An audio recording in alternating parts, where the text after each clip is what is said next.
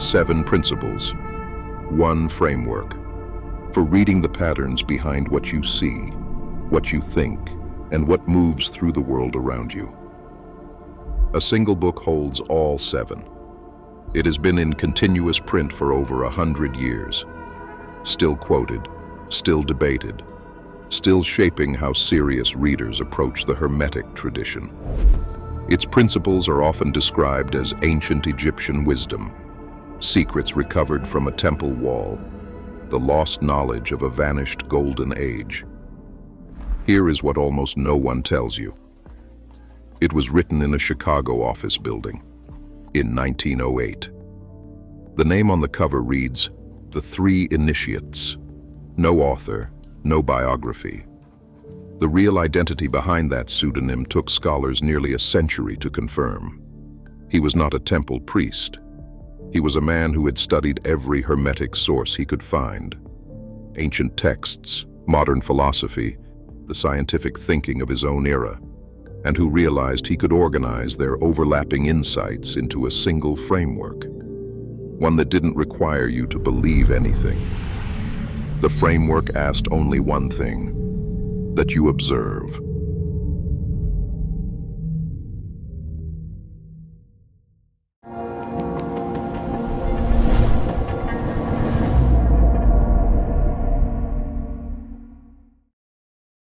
For over a century, the Kybalion has been the primary introduction most people have to the Hermetic principles.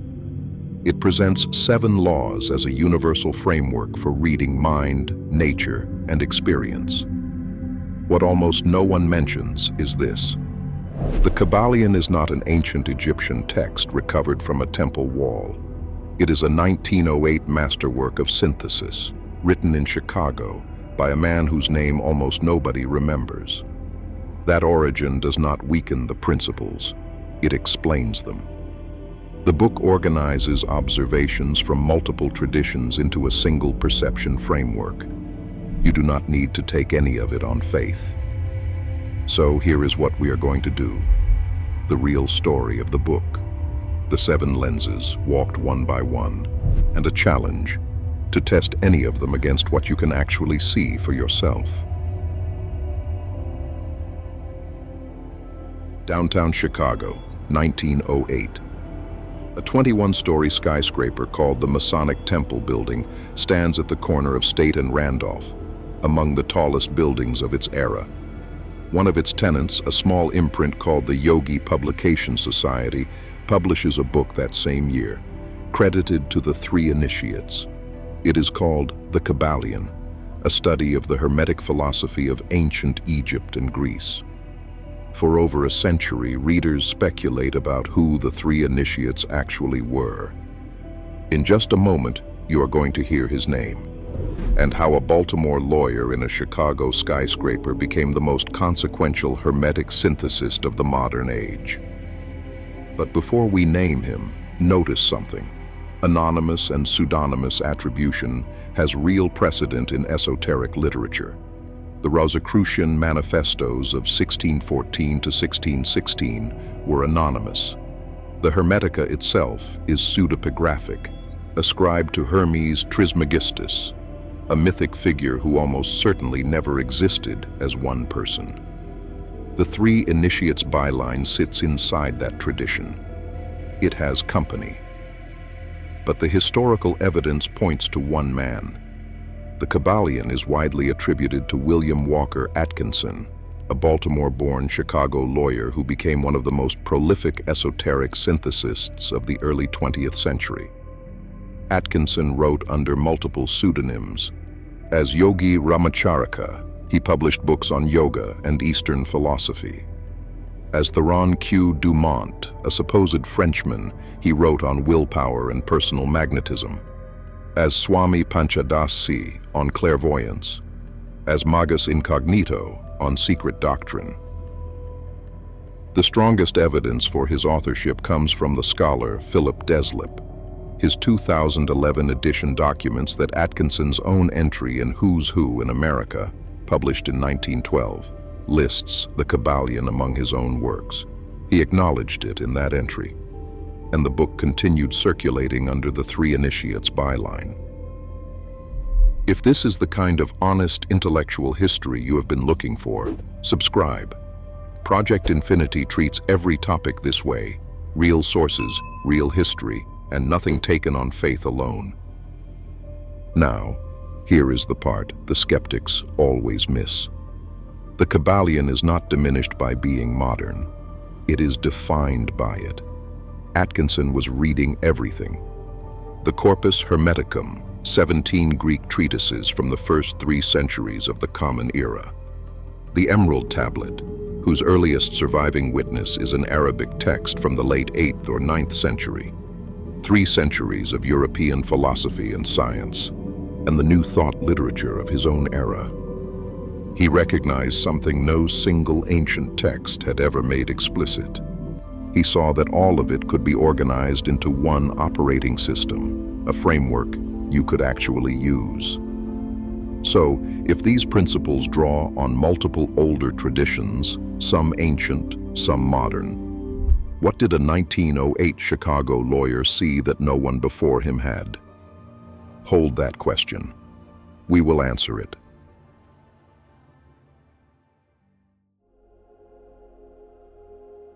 Seven principles. And here is the mental shift that changes what they are. Stop thinking of these as laws to believe.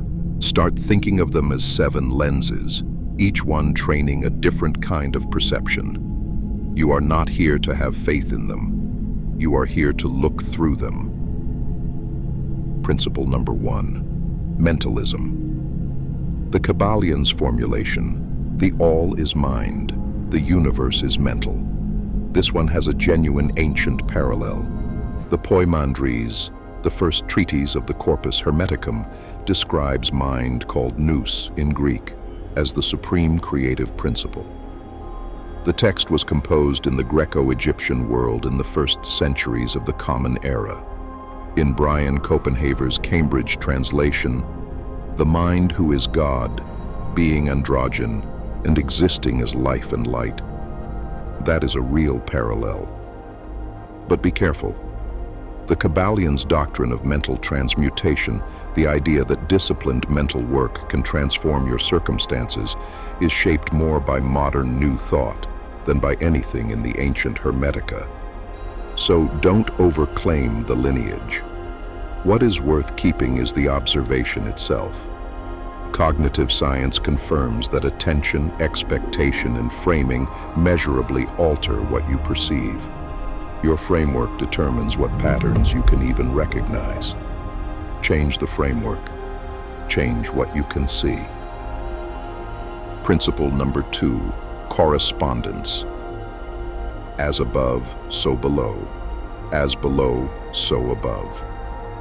This is the most genuinely ancient principle in the book. It comes directly from the Emerald Tablet, a foundational Hermetic text whose earliest surviving witness is an Arabic work compiled in the late 8th or 9th century. Isaac Newton translated it in his own hand around 1680. The manuscript survives as Kane's Manuscript 28 at King's College, Cambridge. Here is how he rendered it. That which is below is like that which is above, and that which is above is like that which is below, to do the miracles of one only thing. Look at what this principle is asking you to notice. Fractals in coastlines, branching in trees, in rivers, in your own lungs, in lightning. Spirals in galaxies, in hurricanes, in seashells. Seasonal cycles mirroring psychological cycles. Same pattern, different scale. The discipline here is simple. As above, so below. But prove it. Find the correspondence, then verify it against what you can actually see. Principle number 3, vibration. Nothing rests, everything moves, everything vibrates. Here is the honest truth about this one. The universal vibration doctrine does not come from ancient Egypt. It does not come from Alexandria. It does not come from the Corpus Hermeticum. It traces, according to scholar and editor Philip Deslip, to an 18th century British philosopher named David Hartley, 1705 to 1757, and the specific form in the Kybalion draws on 19th century thermodynamics, the physics of Atkinson's own era. This is not a weakness in the framework. It is the entire point. What Atkinson did with vibration is a genuine achievement of synthesis. He wove modern scientific concepts into a Hermetic-sounding framework, giving readers a vocabulary that connected everything moves to the cutting-edge physics of his day. That is why this principle feels so intuitive to a modern ear. It was built to, and the observation itself is real. Atomic motion, sound as a mechanical wave in air, light as electromagnetic radiation, heat as molecular motion, matter shifting between solid, liquid, and gas with temperature and pressure. When something looks stuck, find what is actually moving underneath. The motion is always there. Principle number 4, polarity. Everything is dual. Everything has its pair of opposites. The emerald tablet encodes this as sun and moon. The sun is its father, the moon its mother. Carl Jung later called it the transcendent function, the capacity to hold tension between opposites until synthesis emerges. The historian Joseph Needham noticed that this doctrine looks strikingly like the Taoist principle of yin and yang. He framed the resemblance as analogical, not as evidence of historical borrowing. What is the observation worth keeping? Temperature is a single spectrum, not two things. Love and hate toward the same person occupy one emotional axis. Courage requires fear. When you encounter an apparent opposite, look for the spectrum it sits on. Polarity dissolves false binaries. Principle number 5, rhythm. Everything flows, out and in. Everything has its tides. In alchemy, the parallel is the 4-stage cycle: Neogrado, dissolution; albedo, purification; kitrinitas, illumination; rubido, completion. Cyclical, not linear. The stages repeat as the work deepens. The observation is immediate: circadian rhythms, seasonal cycles, economic boom and bust, emotional oscillation on predictable timescales, civilizations rising and declining on longer ones. Here is how this lens changes you. When you are at a peak, you start to see the swing back coming. When you are in the trough, you start to see the swing forward. Rhythm does not change the swing. It changes your relationship to it. Principle number 6, cause and effect. Every cause has its effect. Every effect has its cause. This is where the Kybalion is most itself. Atkinson brings in his distinctive new thought insight that disciplined attention can shift you from being carried by causes to consciously tracing them. That is not ancient Hermeticism. That is Atkinson's own addition, and it is a real one. Which brings us back to the question I asked you to hold. What did a Chicago lawyer in 1908 finally see? This. He was reading the Corpus Hermeticum, the Emerald Tablet, David Hartley and the thermodynamic physics of his own century, the full new thought literature of his era. And he recognized he could organize all of it into a single toolkit. The ancient texts gave him the language of mind and correspondence. His own century gave him the language of motion and causation. The synthesis turned those pieces into a framework you can actually apply. The observation itself is simple. Trace the chain. Not luck, not fate, not wishful thinking. Ask, what actually caused this? That one question cuts through more magical thinking than any ritual ever will. Principle number 7, gender. Gender is in everything. Everything has its masculine and feminine principles. And be precise here. The Kybalion is explicit that this principle is not about biological sex. It describes a functional polarity, a generative force that initiates, a formative force that receives and shapes, the two operating together. The Poimandres again, the same passage we read under Mentalism, describes the divine as androgyne, male and female both. That is the real ancient anchor, and the observation is everywhere once you start looking for it. Signal and receiver, stimulus and response, seed and soil, question and answer, hypothesis and observation. Every creative act requires both initiation and reception. Neither principle produces anything alone. Now that you have all 7, a question for the comments. Which of these principles have you already been using without knowing its name? Put the number below. One question remains, and it is the one that changes everything. Multiple ancient traditions contain ideas that resemble these principles. Not one of them organized all 7 into a single framework. So what was it that Atkinson saw?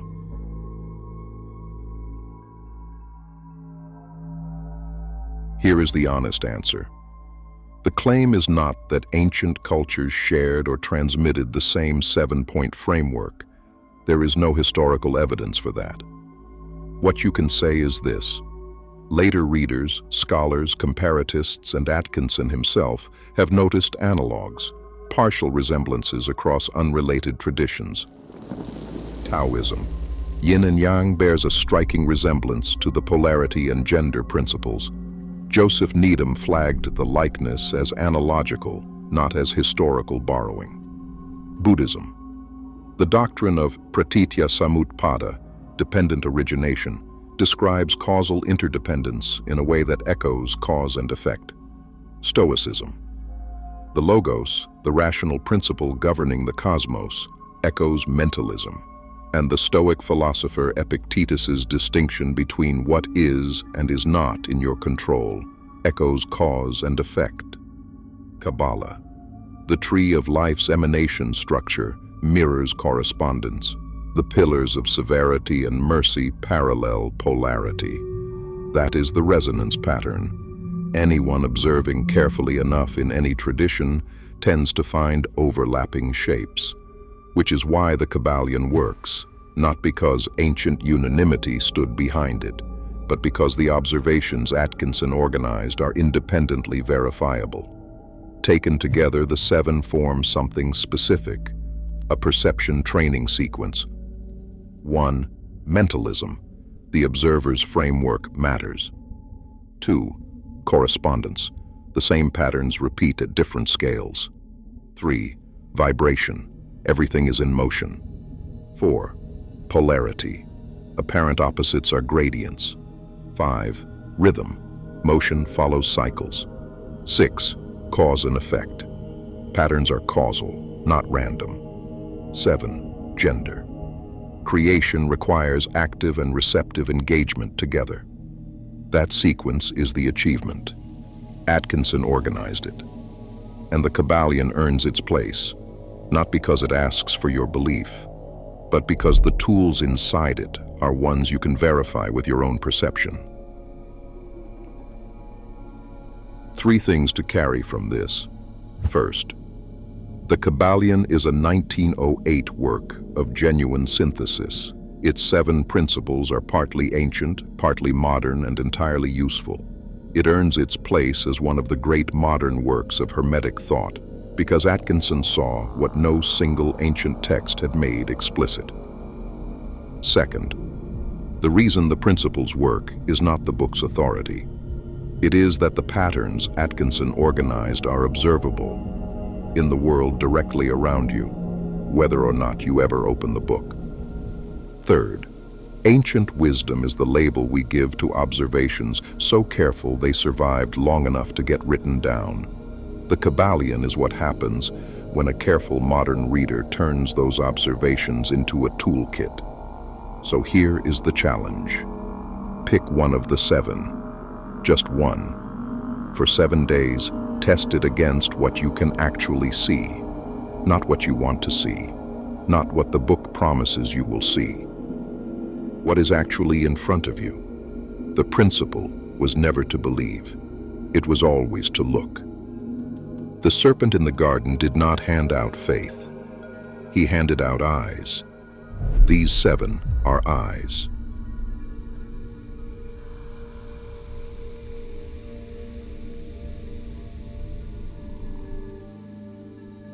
If even one of these 7 showed you a pattern you had not seen before, subscribe to Project Infinity Network.